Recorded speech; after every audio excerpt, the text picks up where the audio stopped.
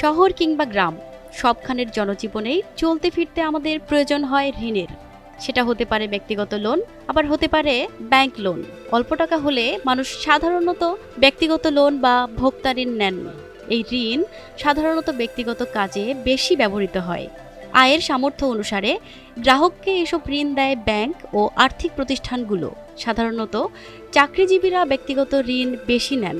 এসব ঋণের মধ্যে রয়েছে পার্সোনাল লোন বা ভোক্তা ঋণ, বন্ধকি ঋণ, auto loan, payday loan, student loan, বিবাহ লোন, হোম লোন, ব্যবসা ঋণ ইত্যাদি।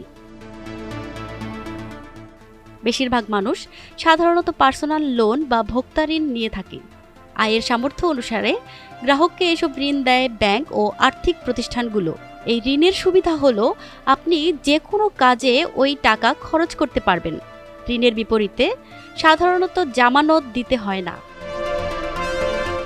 ঋণ নেয়ার আগে আমাদের মোটা দাগে 4টি বিষয় খতিয়ে দেখা উচিত। 1. দ্রুত অনুমোদন ও তাৎক্ষণিকভাবে টাকা মিলবে কিনা। 2. ঋণ পরিশোধের কিস্তির সংখ্যা ও সময়সীমা। 3. সুদের হার আকর্ষণীয়, অর্থাৎ সুদের হার তুলনামূলকভাবে কম কিনা। 4. ন্যূনতম দলিলপত্র দিলেই ঋণ মিলবে কিনা। ব্যাংক বা আর্থিক প্রতিষ্ঠান নির্বাচনের ক্ষেত্রে টাকা যাতে দ্রুত হাতে পাওয়া যায় এমন ব্যাংক নির্বাচন করতে হবে।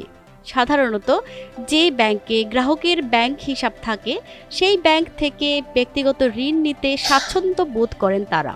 ব্যক্তিগত ঋণ নেয়ার আগে আপনাকে ভাবতে হবে এই ঋণ কত দিনে পরিশোধ করতে হবে।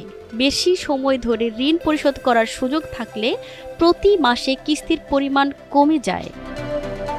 দেশের বেশিরভাগ ব্যাংক সর্বোচ্চ 5 বছর বা 60 মাস সময়ে কিস্তি পরিশোধের সুযোগ দেয়।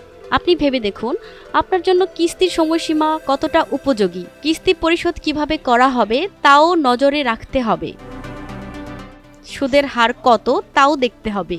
বেশি টাকা দেবে কিন্তু সুদের হার অনেক বেশি, তাহলে আপনার জন্য হয়তো তা উপযোগী বা কার্যকর নাও হতে পারে। আবার সুদের হার কম কিন্তু আপনার প্রয়োজনের তুলনায় অনেক কম টাকা ঋণ দেবে, তাও আপনার জন্য উপযোগী নয়। যত কম কাগজপত্র চাওয়া হয় গ্রাহকদের তত বেশি সুবিধা। চাকরিজীবীরা সাধারণত বেতনের বিবরণী দিয়ে আবেদন করেন। সঙ্গে ঋণের জামিনদার বা গ্যারান্টর লাগবে জাতীয় পরিচয়পত্র। 20 থেকে 25 লাখ টাকা পর্যন্ত ভোক্তা ঋণ পাওয়া যায়। 25 থেকে 65 বছর পর্যন্ত বয়সী গ্রাহকেরা এই ঋণের জন্য আবেদন করতে পারেন। ব্যাংক ভেদে এই বয়স সীমা কম বেশি হতে পারে। যে কোনো ঋণ নিতে আপনাকে যেসব কাগজপত্র জমা দিতে হবে এর মধ্যে অন্যতম হলো জাতীয় পরিচয়পত্রের ফটোকপি, গ্রাহক ও গ্যারান্টরের ছবি, ভিজিটিং কার্ড, 6 মাস বা নির্দিষ্ট সময়ের ব্যাংক হিসাবের বিবরণী, বিশেষত কর নথির তথ্য ইত্যাদি। প্রতিমা সরকার, NTV অনলাইন।